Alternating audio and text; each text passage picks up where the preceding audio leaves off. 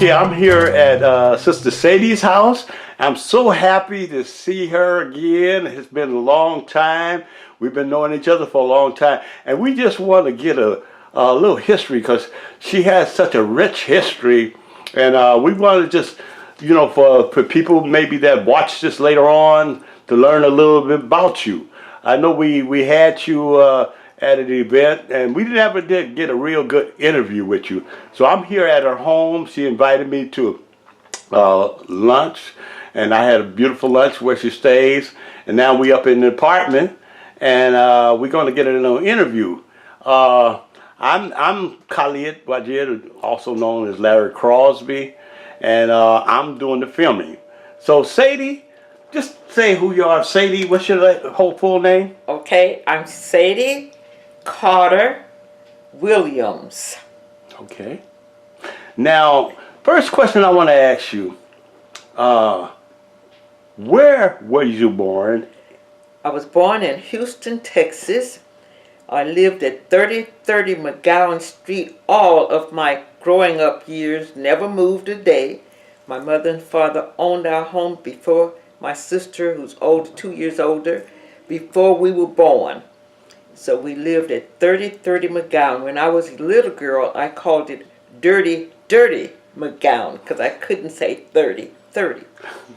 So from there we moved to San Francisco because I had graduated from Hughes Business College when I came to San Francisco.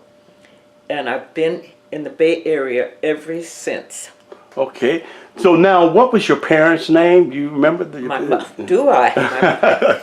mother was Katie Lucas Carter. Mm-hmm. My father was Logan Fields Carter. And my mother was 30 years old before she had her first child. Wow. That's why they were homeowners, because she was quite old as far as I'm concerned at 30 years. And then 2 years later, I was born. Mm-hmm. Okay, so you had any brothers and sisters? Only one sister. Her name was Louise Catherine Carter. Was she older than you? 2 years and 10 days older. Okay. So is she here now? Or she... I wished I could say my sister was alive. No, she's been dead now about 19 years. Okay. And now your father and mother, okay, now you said you lived in where were you born in? I was born in Houston, Texas. Houston, Texas. My father owned, in fact, I must say first, I'm 93 years old, Mm-hmm. and I have been supported on the waterfront all of my 93 years, because 2 years before I was born, my father was at Houston Ship Channel, which is still the longshore. He owned the restaurant where all the longshoremen had to eat. Because the water was too far from in town for them to go away from the job for lunch. So white and blacks ate in my father's restaurant. They signed vouchers if they didn't want to hold on to their money for the week to feed themselves. And the vouchers were sent up to the office of Anderson Clayton Ship Channel, and the money was taken out of the longshoremen's checks before they got their checks. So every week my father was issued a large check from Anderson Clayton, which they had deducted from the various men's checks before they got them. So. Well, that's quite unique. You saying now your father was quite an entrepreneur, right? Absolutely. And this was back in Texas. This was in 1922. Wow. Because I was born in 1924, and Mm-hmm. as I said, my father owned that restaurant 2 years before I was born. Then, when I graduated and married, I insisted that my husband become a longshoreman because my father had supported me all my life on the waterfront. So my first husband was a longshoreman, and my second husband was a longshoreman. Interesting enough, my second husband spoke at my first husband's funeral. And as he spoke, I was so elated over his eloquence until when we were getting ready to drive off to go to the cemetery to bury my first husband, I asked the driver to stop and get that man's address and name so I could let him know how much I appreciated the words he had said at my first husband's funeral. So that's how I met my second husband, who also was a longshoreman. Oh, okay. Now, before we go there, I want to get on your husband too, but I want to go back a little bit. Now, you mentioned about your father being an entrepreneur, had his own business. And now, what about your mother? What was she doing during that time? Believe it or not, my father did not believe in women working. Okay, So he took care of it. My mother was a homemaker. Okay, great, great. Well, that's quite a story to know that you had a father that was a provider, and took care of his woman, took care of his wife. Now, well, we're moving on. Now, you mentioned about you meeting your first husband. You said you met. Can you go back over that again now? Yes, my first husband was really from Hempstead, Texas, the little city outside of Prairie View University, where my mother was born. So my mother would send my sister, the two of us, to Hempstead every summer. We'd go to summer camp in Galveston, then we'd go to Hempstead, Texas, then we'd go to what they called Eagle Lake, which was my father's family. So I guess I had courted that young man from Hempstead, Texas before we married. Well, you remember how old you were about that time? I would say I was 18 when I started courting, and of course we married, and my first child was born when I was 20. Okay, so you have a child by your first husband. I have two children, a son and a daughter. Okay. Oh, okay. And so now, that was okay. Now, how many years did you stay married with your first husband? I would say probably 16 years. 16 years. Wow. Yes. Okay. And what was your first husband's name? His name was John Dawson Jones. Okay. And so now, it's interesting. Now, you said you had your first husband, and you met your second husband through your first husband? I would say yes, because my first husband spoke at my second husband spoke at my first husband's funeral. Funeral, okay. Yeah. But you didn't know him then? Oh no, I had never heard the name Cleophas Williams. Okay, so why did he speak? Why was he a speaker at your first husband's Because he funeral? was an eloquent speaker for the longshoremen in San Francisco. Mm-hmm. Which later he became, well, we can talk about him when you ask the questions. Okay. So that means, so your first husband, he was a longshoreman. That's right. Okay. And so now, after you heard this man speak, now how did the connection come between... Well, I'd say about a year later. Uh-huh. Because by me buying a gift and sending it to him, my return address was on the gift. This is nothing I planned, believe me. Uh-huh. So then he came to the address claiming he was looking for Jetty's children, which means now that Jackie was her second year at Prairie View, Dan was his senior year in high school. So there were no children that he was coming to look for. Okay, that was just his way of coming to meet you. That's right. Okay, He right. was really looking for the widow. Okay, so you want to share that now? Eventually, you guys got married, right? Oh, so yes, you but want to? I'd say about 2 years later. 2 years later. And And what year was that? Or how old were all you? this was in San Francisco. So I must have been 40. 40. Okay. Yeah. Wow. Okay. Yeah. So now, I wanted to know, how long had you married? How long were you married to your second husband? 50 years. 50. Would have been August. He died in June. What year? But 1916. He died last year. You're not too okay. And we would have been married 50 years that August. June, July, August. So we had a long, beautiful life together. And by the way, this is right now. This is December the 28th, 2017. That I'm having this interview with Sister Sadie. Now, one thing about I want to mention. I met your husband some years ago, And I always, was inspired by him. He gave me a lot of good wisdom. He very, always stayed clean. And he told me something that I always remember. He said, always take time to prepare yourself before you go out. He said, if you be late. And I always stuck to that, and I still stick to that, So that was something that I admired about him. But one thing I wanted to know, okay, now, when you met your husband, now I know you later joined the Nation of Islam. Now, when you first met him, you wasn't in the nation, right? No, what were you? I was not. I was born and raised an Episcopalian. Okay. And it was the Episcopal summer camps that we would go to. My sister and I were sent to every year. Okay. But anyway, when I met him, he was United Methodist. Methodist. And of course, we had a beautiful life together. But me being so independent and having the kind of father that I had, once he really disturbed me, so I left.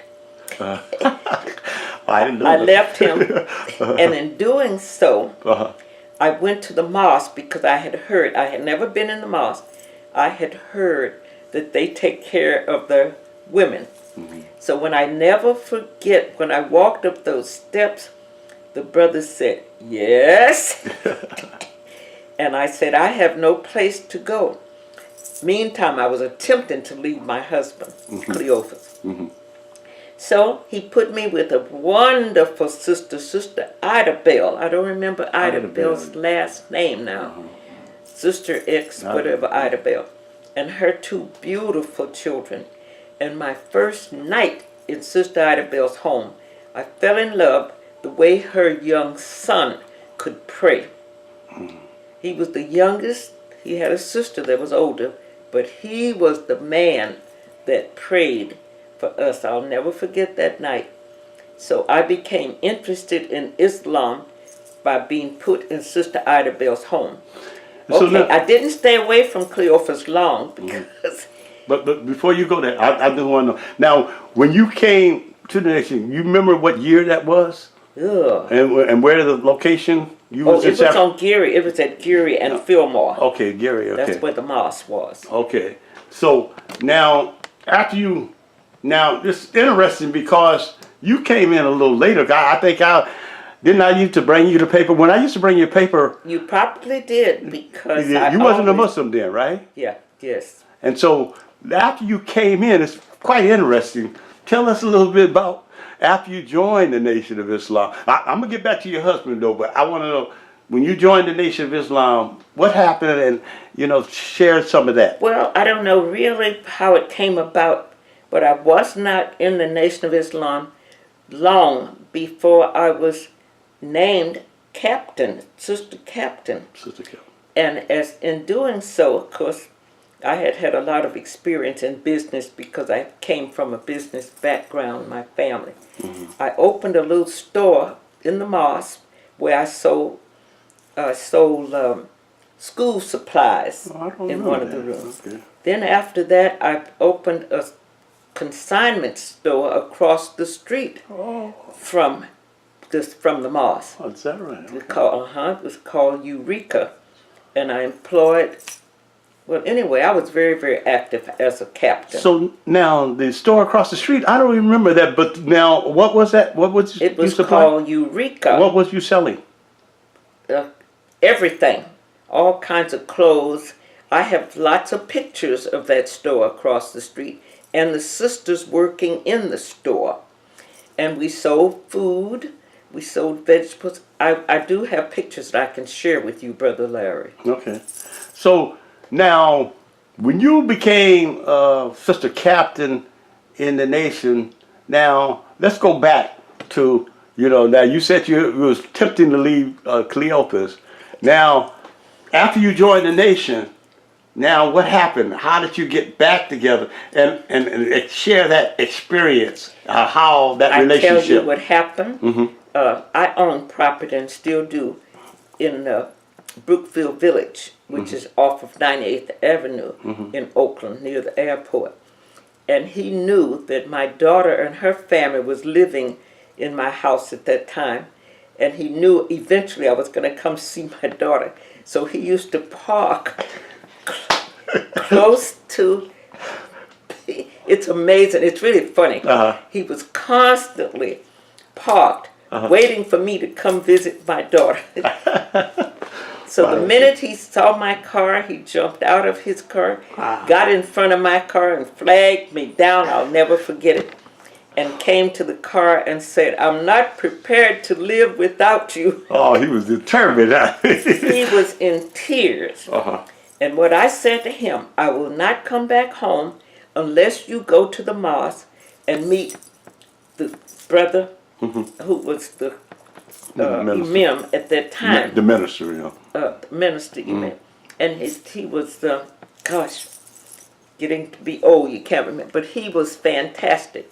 I never shall forget what he told Cleophas. And of course, what I said to Cleophas, "You'll have to go to the mosque and let the minister talk to you." He was happy to do that, although he was never a Muslim. And when he did, I'll never forget. Minister. Was it Henry? No, it was John Muhammad. No, oh no. It wasn't John Muhammad? No. Who was ahead of him?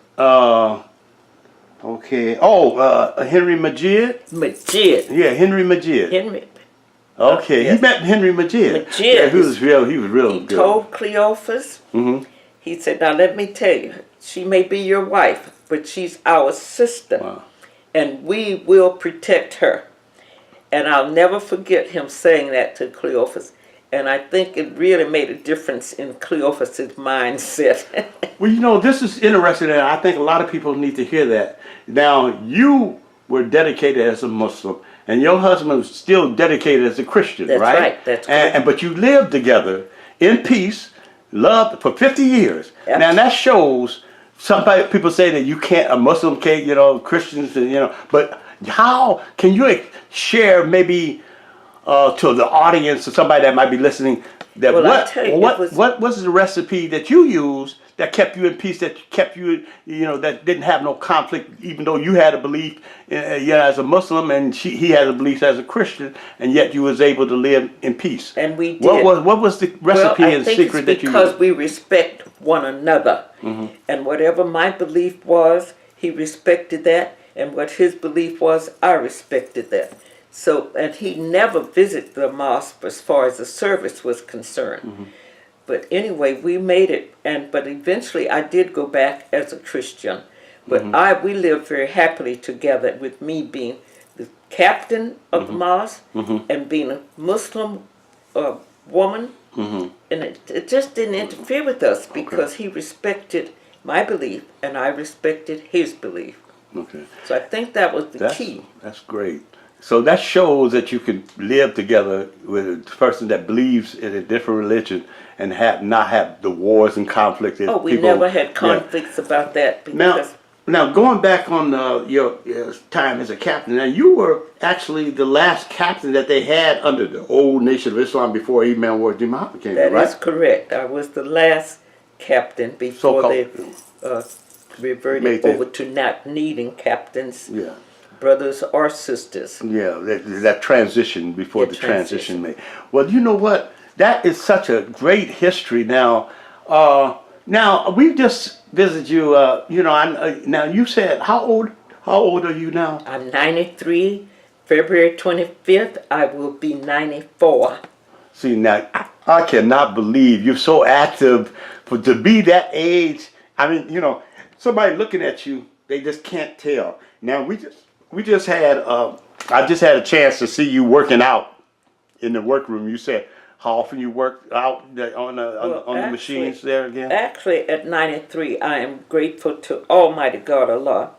I have no aches, no pains, no arthritis, I'm most grateful for my mental ability. I had no dementia, no Alzheimer's, and I have 5 generations of children.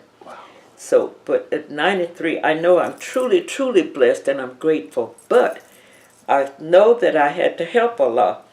And by doing so, I exercise every Monday, Wednesday, and Friday.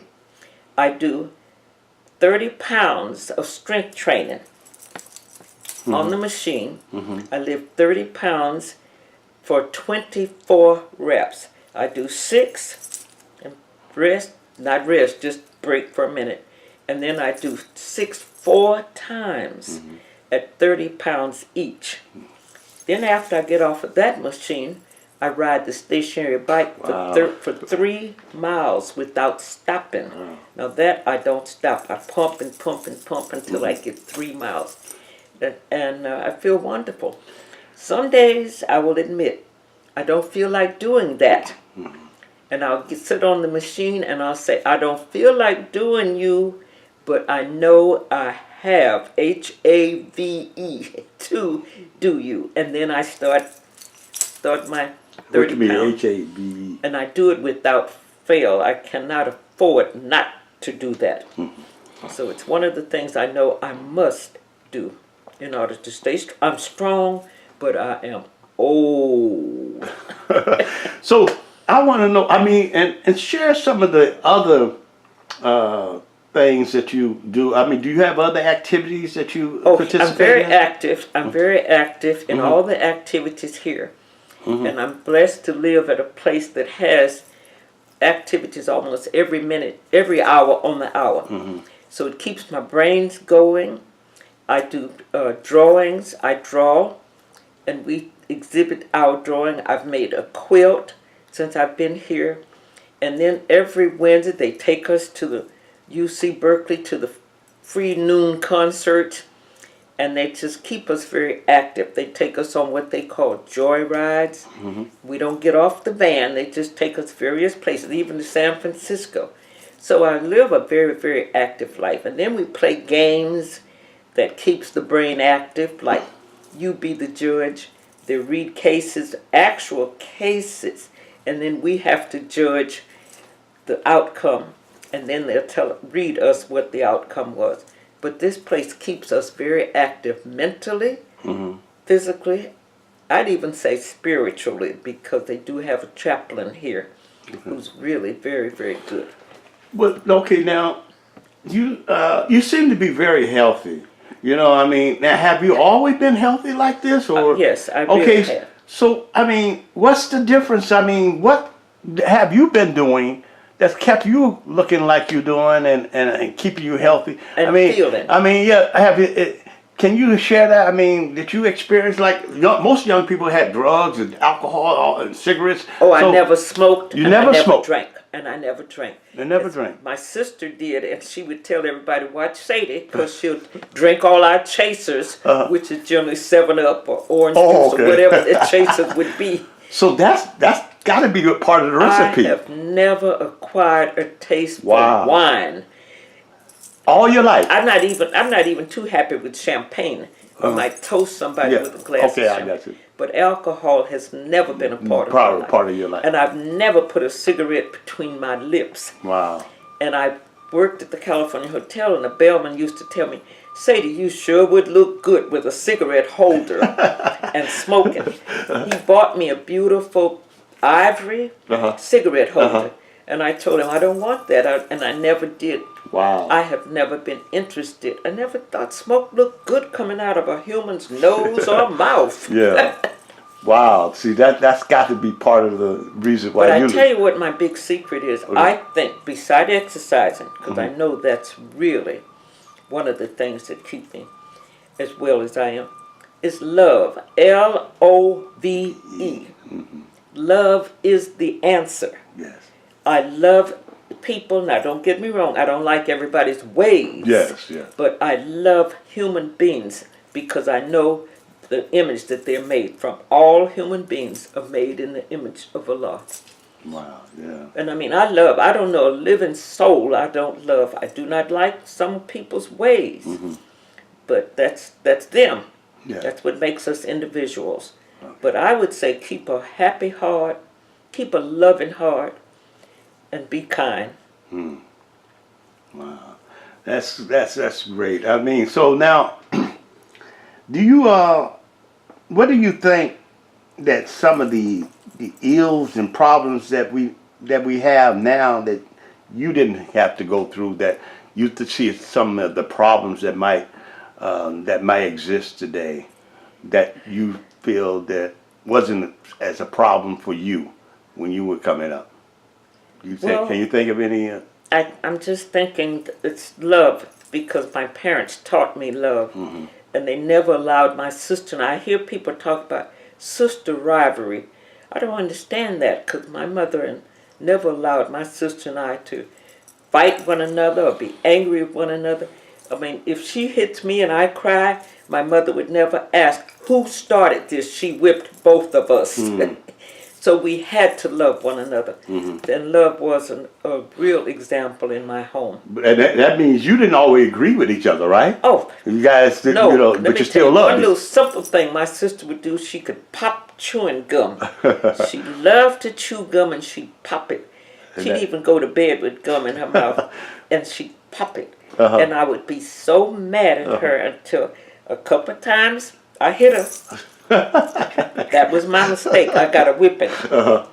So, no, my mother and father never allowed us to fight one another or be angry. I don't understand that sibling rivalry. I don't understand that at all.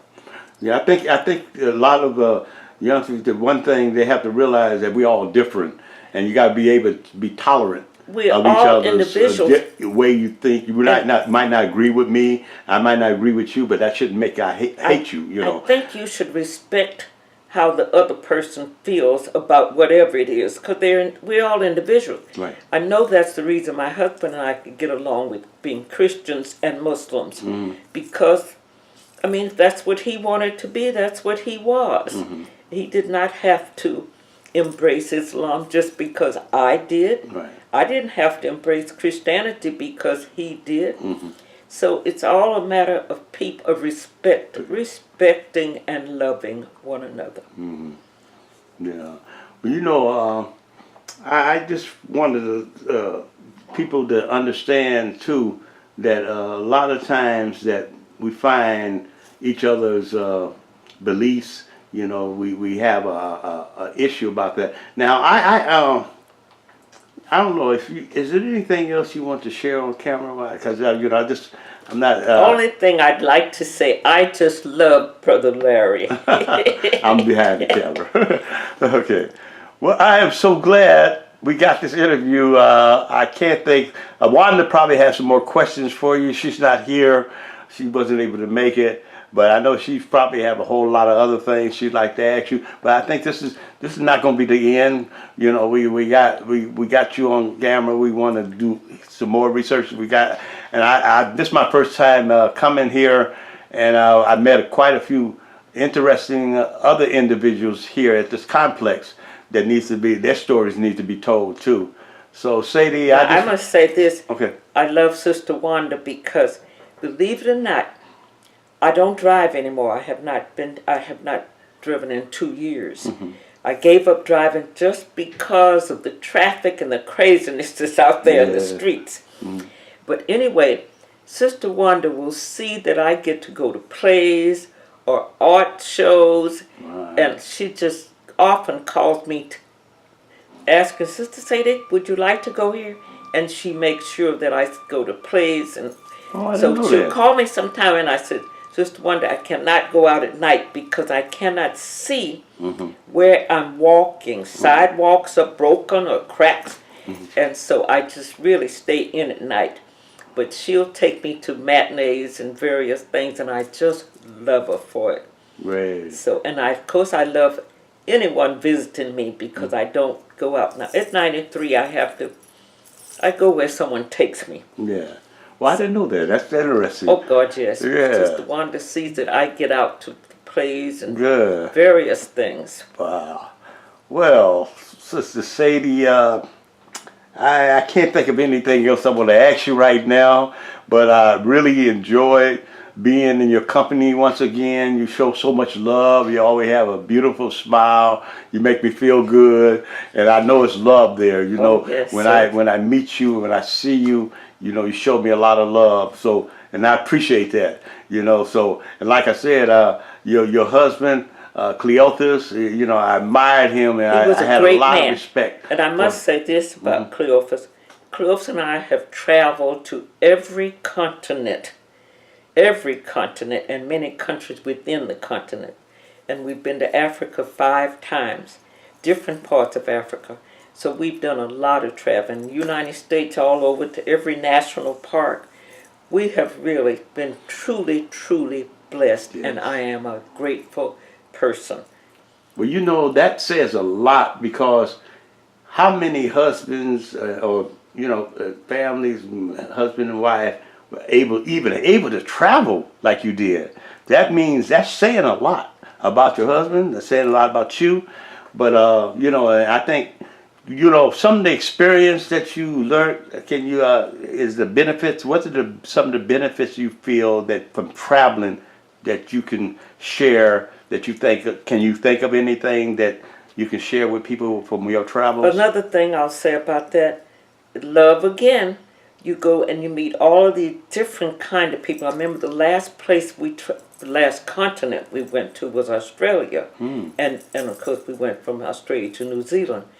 But the people, Cliff and I meet people as if we have known you, and it's because we love human beings. All human beings are created equal. There's no one person better than another. Of course, this was one of the things my mother taught me and my sister. We were no better than anyone, and no one, I mean no one, are better than you. And she used the example, Queen Elizabeth is no better than you. She's just in a better position. But all human beings are created equal, and that I truly understand. So I have no problems with people. I know no one's better than me, and I also know you go with no that better than anyone else. So you go with that frame of mind when you travel around, whether they're Caucasians or what other, or Asians. You don't see yourself as inferior or nothing when like we that. were in Singapore, You was in Singapore for too? some reason, when I got in the hotel, I threw away my papers to get me back to the USA. And at a banquet, at this particular banquet, they had a Singaporean at every table. And the couple that sat at the table where we were, because as I meet all people as if I've known them before, I still hear from my couple from Singapore. Wow. in Wow. And in Africa, believe it or not, I'm one of these that say, come and see me. If you ever come to the United States, come and see me. Same as I'll invite anybody that want to come visit me, please do that. I'd love to have you, whomever you are. This family. Now, you remember what part of Africa? I was in Kenya. Okay. We were in Kenya. And I said this to a family. And they had a daughter, because now, believe it or not, Africans believe in education. Their children are they don't fool around like our American children. Believe me, I can tell you a lot about that. So all of their children were being educated, even though it's hard on them and they don't have. But anyway, this one girl wanted to be a beautician. This family would not allow her to be a beautician. They didn't. Cleophas and I were back home, me saying, come see us, come see us. We were home 2 weeks, and that family sent their daughter, Rosemary, to stay with us. So we were able to get her into college. She got her master's degree. Wow. Her brother came and he married an American girl, so he didn't have to go back. Her mother came and got her master's degree, all because of our visit. When me and my big mouth, come see us. That's beautiful, though. I mean, that's really, that's how God has blessed you. Now, and when they were in Kenya, what were they in a rural area? Or Let me tell you. And how many children did they have? They had 4 children. And they was. But her husband was a colonel. I don't know much about service. He was a colonel in the service. So they were really, let me tell you this. Africans do not live in the jungles. Africans have beautiful homes. It is America that only show Americans that Africans are, I don't know what they want to call them, but believe me, that's not. Africans are highly intelligent.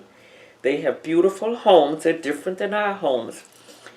And the Africans have, I say servants, because they bring people from the bush to live in their home, and of course they work for them. But they're not slaves. But they help one another. We are the most beautiful people on the planet. And I would even say the most intelligent people. And you say we, what do you mean? I'm talking about Africans. Oh, Africans. Okay. I'll say Africans, and Okay. we all are inheritance, are all from Africa, one way or the other. Wow. But we can be a proud race if the Americans allowed the American people to see the mindsets and the way Africans, they can make absolutely anything and everything and make them well. It is, you would be proud of yourself, and the things that I see our youngsters doing, they would not do it because they'd be too proud, because we are a proud people. So I think part of the problems too is not being exposed to our people in those countries, and a lot of our children need to see that. I had one video of a brother that went to Timbuktu, and they had a classroom situation, but these children hardly had no clothes. They had to write on boards, but they was learning education, and they didn't look like they was frustrated or nothing. No, they didn't even have the papers, they pens share books, and stuff. They share paper, they share pencils, because for some reason money is not available to Africans. I don't know why it is so. Well, it's perfect. They're so deprived, but they make the best of what they have, and they use it to their best advantage. Highly intelligent people. And their children do not fool around with their education. They make sure they learn everything that's available for them. You'd be some proud of yourself if you really knew about Africans. And they have a good spirit too, don't they? Oh, I mean, my God. they don't have that, you know, like you see a lot of people, our children out here and Afro-Americans in America, we get frustrated because we don't have this or And the you don't car need or all something of like that. that. Yeah. You really don't need all of that. Make good use of what you have and use what you have. It's amazing. I tell you, I used to ask Cleophas, honey, please put me some money in Africa so I can go back and forth, because he never did that. I am so proud of Africans. Wow. Well, that's something, we need to see that. I think more people need to. Don't worry, United States of America makes sure we as a people do not know from whence we came. That's part of the United States brainwash. Yeah, that's something that we need to find a way to communicate and touch bases with our family. Absolutely. You would be a different person. These kids that waste their time and fooling around with junk, it just breaks my heart. And running down with the pants all down. Yeah. You're never going to see an African child or a young man with his pants below his waist. Don't do that. I mean, wow. So, I mean, it's important that you carry yourself every day. What did Cleophas tell you? By prepare yourself before you go out? Yeah. You don't go out just looking any kind of way. Yes, I remember. And most certainly, what adult needs to see your underwear? Just name it. Tell me what adults need to know what kind of underwear you have on. Yeah. Nobody. We don't need to know what one another is wearing underneath our clothes. And it's kind of crazy to me because when they wear their pants, it's almost like they're falling off. And how do you get around? I mean, if you have to run somewhere, you have to move real fast.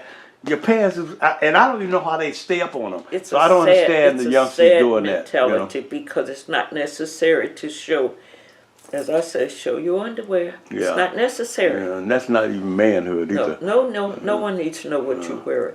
Yeah. So can you remember any other countries in Africa offhand? I know you've been to a lot of them. Can you remember any? Well, and I went for the opening of the University of Africa in Zimbabwe. Zimbabwe? Wow. Education is very important to those children, even though they don't have the supplies or the material they need. But education is top priority.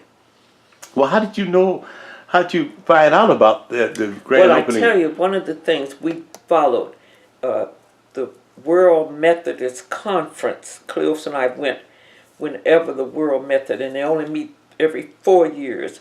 And he and I went to the World Methodist Conference every 4 years in different parts of the country? world, even in England. Oh, yeah? And you name it.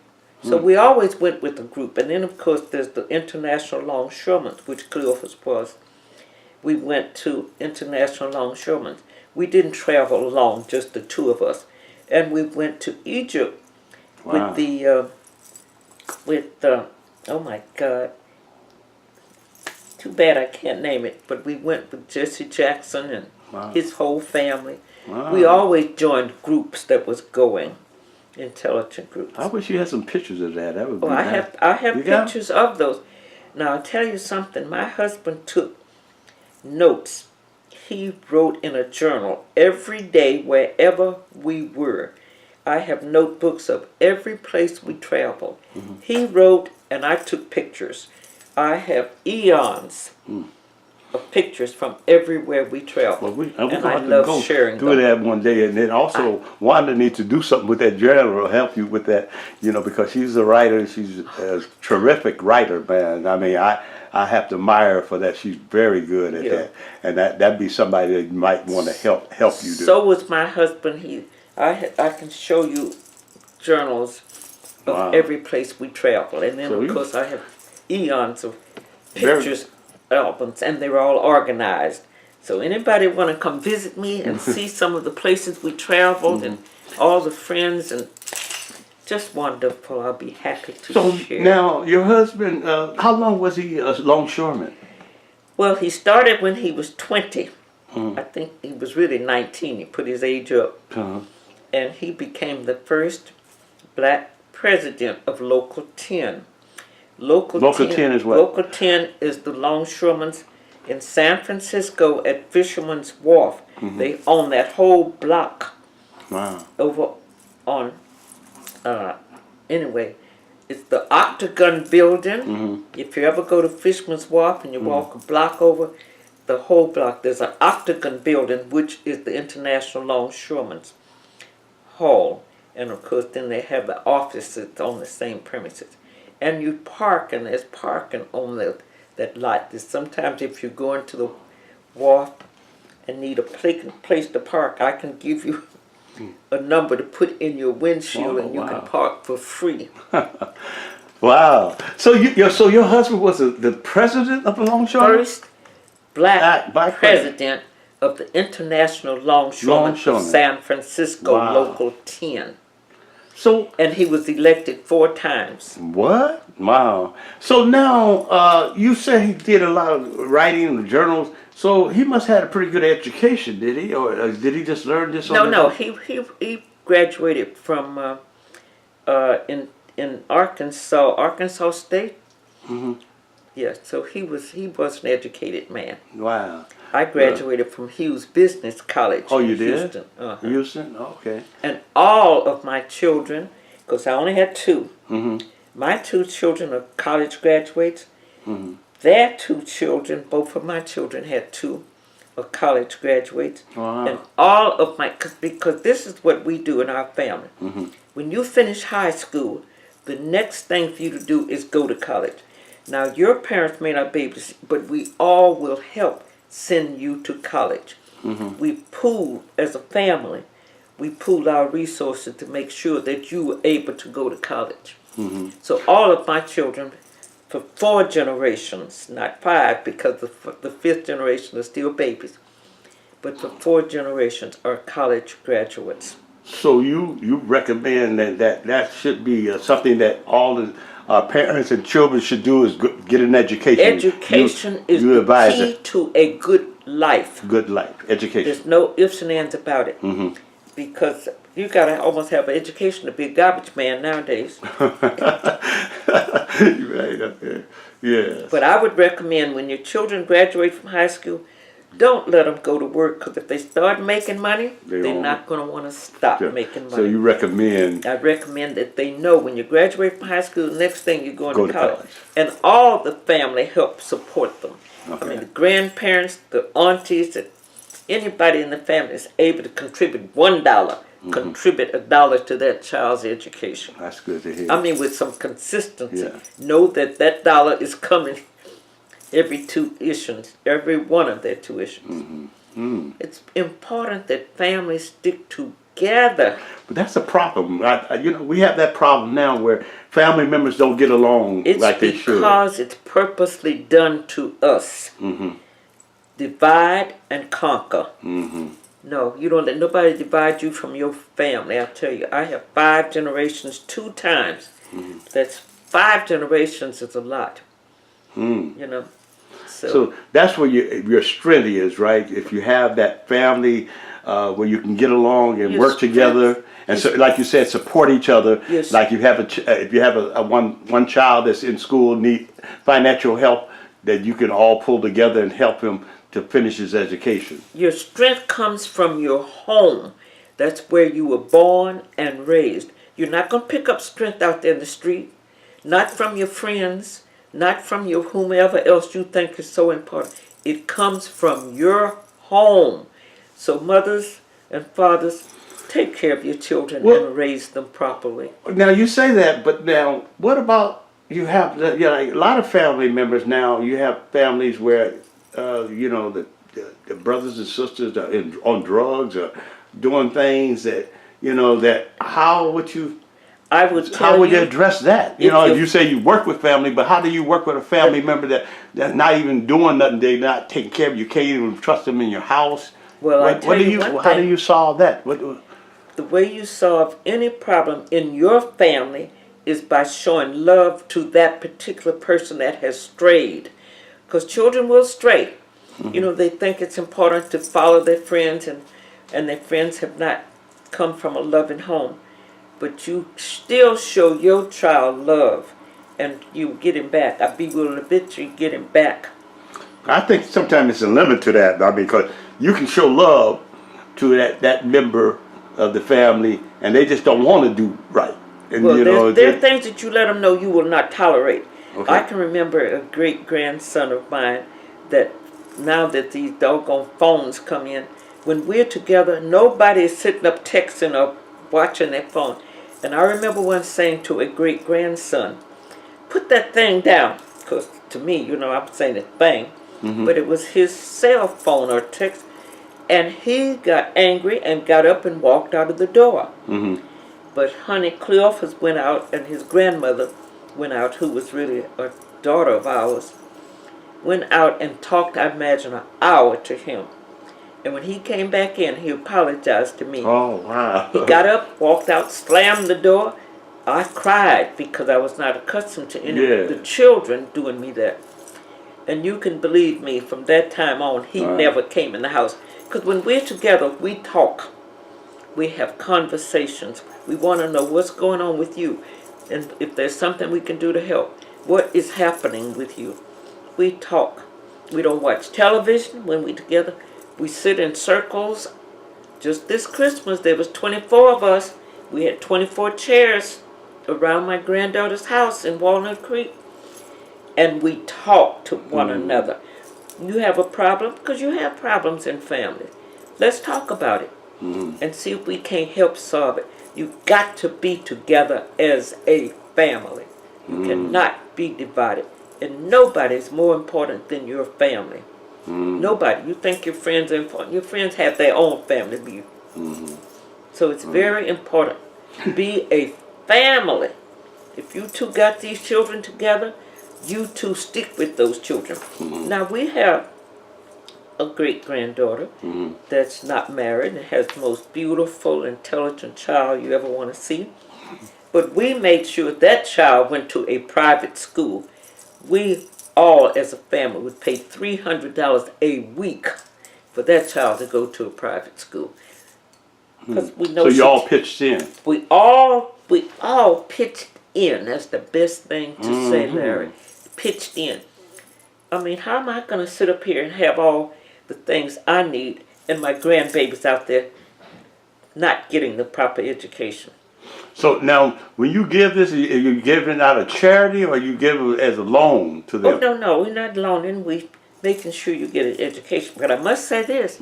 I have a grandson that graduated from Purdue, and his first paycheck, he sent me $600 without me asking for a dime. Is that right? Okay.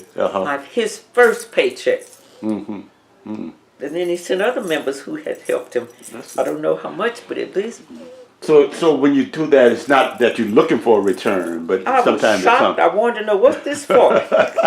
Wow, that's great. And That's he great. said, Grandmother, as much as you've helped me, I will admit he's the only one that has done that, though. Okay. And then, like I said, when you do it, you're not really looking for that return. You No. got to do it in the I spirit want to of make just sure helping that them. they do their best.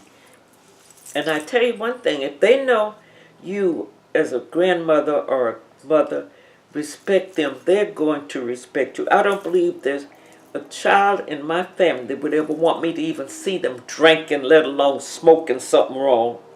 I don't believe there's a child that would want me to see them. And I'm not going to tell you they don't or they do, because I don't know. Not in my presence. It's because they respect me. Because they know I love them. In fact, I would tell them, you will kill me. I will die if you out there doing what I see some of these kids. And I mean that. It would kill me to see some of my loved ones, grands, great-grands, great-great-grands. I just know I would not be able to sleep. I would cry. It's amazing. Well, you know, that's a good point you made, that they respect They you. respect. And one of the things I think is important, that in order for that child to respect you, you got to be worthy of their respect, right? You can't be doing things that they're going to disrespect you, and you can't. You cannot be cursing, drinking, acting crazy, or any of those things in their presence. They're not going to have that initiative to want to respect you Imagine anyway. all of my grands and great-grands and great-great-grands and even children would tell you, oh no, grandmother wouldn't do that, or Gigi as they call me. You know, I mean, because they know I'm not going to do various things. You've got to carry yourself in a respectful way. So if a person is not living up to earn respect, they're not going to get that respect from the child, right? Because the kids don't know how to respect you if you have not living up to earning their respect. Okay, that's a good point. Then you got to. It's a full-time job, but it's a responsibility that we have as adults. We adults are responsible for what the children do, say, and how they act. Well, I think that's a big problem now, because you got so many parents that children can't have. They look up at their parents. They can't respect them because they're not doing things to earn that respect. I remember one day. That's a big problem. I remember one day I was sitting on the bus stop bench, waiting for my daughter and her daughter to come out of Kaiser Hospital. You know where the children's section is over and I just went out and sat on the bench. And this mother came with her 2 children, and she cursed those children. Yes, yeah.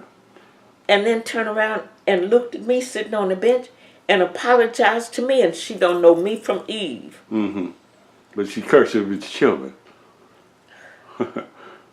And she said, "Lady, I'm sorry." And she doesn't even know. But what about you? What was she doing to those children? Yes. And they again, don't realize because that. I cry very easily. I sat there with tears in my eyes. Yeah. And I see that quite often, you know, when I go to the store and stuff.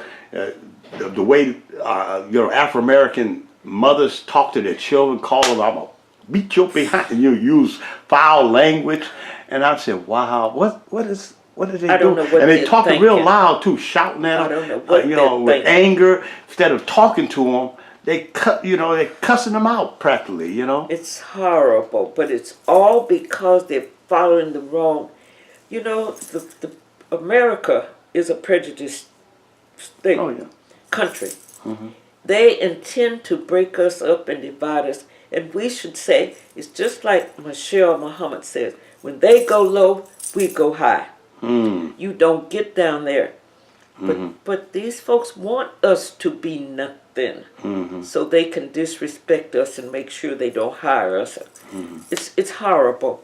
So let's get ourselves together and be strong and know we are the kings and the queens of the world. We're the queens and kings, not them. We are the queens and kings of the world. And if you don't believe it, you check these Africans out. They come here strong. They come to America because they're taught that in Africa. You know, I wanted to go back on something that you had said when well, I think you said one of your nephews or somebody kind of disrespected you, and he left the house, and Cleophas went out there, and they went out and talked. They talked for a whole hour. I have no idea. I'm just curious what they said. I have no idea. But it's interesting because they took a whole hour to whatever they said to him. They that child, and they came back and apologized. So I think that's a important point, that sometimes you have to spend time, whatever. I'd be good to know what he said, but also it must have been something very, that took a long time. It's not something you just can talk to a person. I don't think the child grasped right away what Cleophas was saying, so it took Cleophas an hour to explain to it. That's interesting. Yeah, I would like they heard that conversation. I would like to know too, but I know one thing: he came back in and he changed. apologized. Yeah, he changed. Okay, well. And from that day on to this, he still respects me and the family, and he respects himself. The main thing is have respect for yourself. And again, I'll say, we are the queens and the kings of the planet. Don't forget that. Don't let anybody let you think you're not. I think we're the original men and women. Well, Sister Sadie, I mean, I have benefited so much from, this interview with you. And I know it's a lot more you could tell us. And, I don't have all the questions I need to ask you. But this is a start. And hopefully we can share this, with the world. People need to hear this. People need to hear stories that you have, because, a lot of the young people, especially young people, they are lost, and they need guidance. Their parents, a lot of them, came from broken homes, and they don't have that person that they can share with them, like you sharing, to keep them, because our children are good, and I think if we gave them positive images and positive models, they would do better. We can't fault them. We can't fault them. Do you know how innocent every human being is born? Babies, they don't know anything. They're only shaped. They're like putty in our hands. They're only shaped from their environment. So give them a good environment, and you believe me, you will have good human beings. Yeah. Well, we got to get busy. And it's up to the adults. Yeah, we got to change this environment. Children are children. Don't they all come here infants? Right. Can't even feed themselves. Can't do nothing for themselves except with the adults. So do the best for them and with them. I mean, everybody comes here the same way as babies. Yeah. Take care of the babies. Please take care of the babies. Well, I think we're going to end with that, Sister Sadie, for today. And I really appreciate you taking time to allow me to, interview you. Once again, I have a lot of love for you, and I respect you so much, and I admire you. And, just to hear what you had to say is such a blessing for me to get this on tape. And so, God willing, that later we'll have maybe another time to meet and get an interview. So I'm going to end with that, and I'm going to give the greetings. Assalamu alaikum. Wa alaikum assalam. Peace be upon you, those who don't know what that means. Okay, thank you so much, Sadie.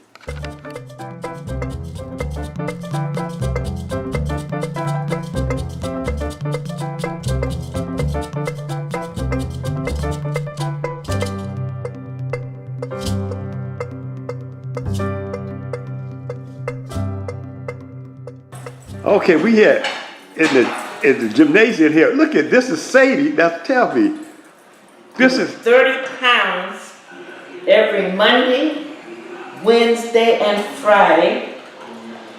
24 reps. I do 6 and stop. You do this how often now? I do Monday, Wednesdays, and Fridays. Wow. And I do 24 reps. And how old are you? 93 years old. See, now that's what's keeping you in shape. See, now people need to learn. Then I ride the stationary bike. You do this too? I do 3 miles So it has a gauge on there, let you know. without stopping. 3 miles. Oh my God, you tough. Say you is tough. Woo! You better than me, look here. 3 miles. I don't believe this, you can't be. Every Monday, Wednesday, and Friday. Yeah. So is this your secret for staying young? That is the answer.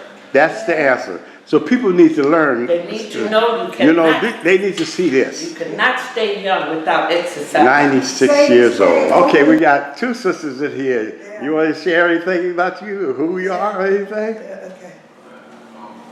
Okay, we got Sadie in here with a friend, and she's in the work. This is a work group. And you say you do this how often? Every Monday, every Wednesday, and every Friday, immediately after breakfast. Wow. Even if I don't feel like doing it, I come and do it. Wow. You're amazing. That is amazing. People are gonna love to see this. You know, especially people that know you. You know, they don't know you work out like this. You know. But I've always worked out. You have always Oh worked yeah, out. Cliff and I were very active at the Y. So I've had trainers. I know what I'm doing. Wow. I'm not at all lost in the gym. You're amazing here. You know, that's amazing to see this. But anyway, I don't want to wear you out now. Don't get wore out now. Okay. 3 miles on this. So you have a gauge up there, yeah. and you say you do 3 miles. Every Monday, Wednesday, and Friday, 3 miles without stopping. Oh wow. Okay. That's good. And then I do 24 reps. Okay. Of That 30 on this thing. pounds, Of 30 pounds of strength training. What's that again now? Called strength training. And you do how much? I do 24. 24. 24 what? I do 6 reps 4 times. Okay. And how much is that? Like a certain weight? Oh, it's 30 pounds. 30 pounds. Every time I Okay, do it's like you're doing 30 pounds and you do it. Okay, I got you. That's the machine over here. Wow, okay.